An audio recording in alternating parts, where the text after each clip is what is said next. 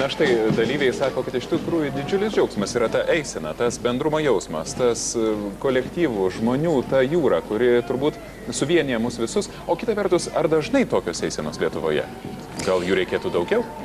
Na, tokių eisenų tradicijos, sakysim, kokia yra, pavyzdžiui, tradicija, tarkim, Prancūzijoje, tai Lietuvai dar reikia pasitempti.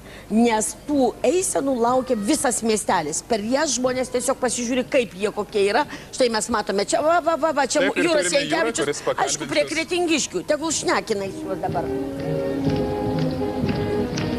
Nu, mes Lietuvos televizijos tiesioginėme eteryje žygiuojam su milžinais. Labą dieną. Labą dieną. Žygiuojate? Į priekį. Kiek dar galit paeiti? Iki Tauro kalno. Ant Tauro kalno. Kalną užlipti. Turėtume. Estradoje stovėsit su kajukai. Nežinom, kiek jėgos laikys. Ūgis jūsų kiek? Virš 3 metrų. Kur atvažiavo? Iš Kretingos. Čia jūsų hobis, ar čia tiesiog po ilgų treniruočių išmoko čia taip lengvai? Treniruotis biški reikia, kad pavaikščiotum. O paskui? O paskui va, matot, kas vyksta. Matau, slidus akmenys apačioje. Nieko? Nieko, viskas gerai. Na ką, tada keliaujam atgal į studiją.